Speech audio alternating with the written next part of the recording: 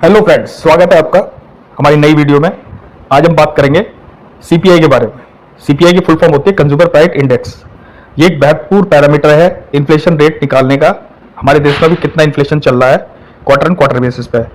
तो consumer price index average changes है price का basket of goods and service over the time, tracking inflation and cost of living in India. इसके द्वारा हम cost of living India की निकालते हैं और हमारा इन्फ्लेशन इसी के बिहाफ पे इन्फ्लेशन भी निकलता है। तो उसका सिंपल फार्मूला है CPI equal to cost of basket in current year, cost of basket in base year into 100। तो ये बेस ईयर जो होता है इसके कुछ बेसिक पैरामीटर्स हैं, जैसे कि हम की पॉइंट्स में इसको लेके चल रहे हैं।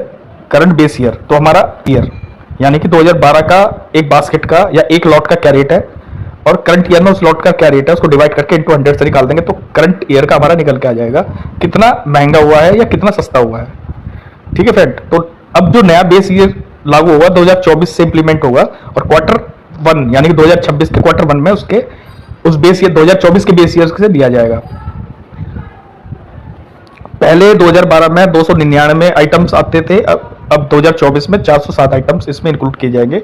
नए जो कंज्यूमर प्राइस इंडेक्स का डाटा निकल के आएगा 2026 में, वो बेस ईयर 2024 से लिया जाएगा।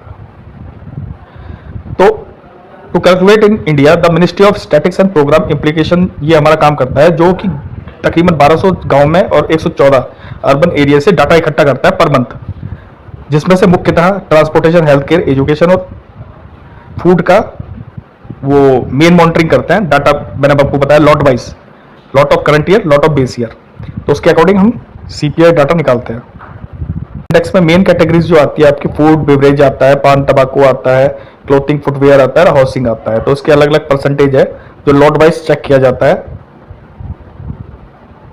तो importance of consumer price index से हमारे को इन्फ्लेशन टारगेट करने मतलब लोअर रखने में RBI को मदद मिलती है कि इससे एक आइडिया लग जाता है कि कितने प्राइस हाइक हुए हैं, कितने प्राइस लो हुए हैं। तो उसके अकॉर्डिंग ही इन्फ्लेशन रेट निकाला जाता है।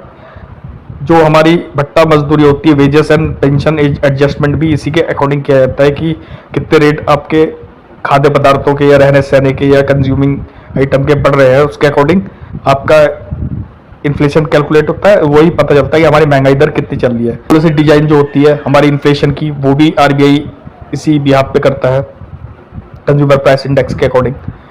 तो काफ़ी महत्वपूर्ण पैरामीटर है।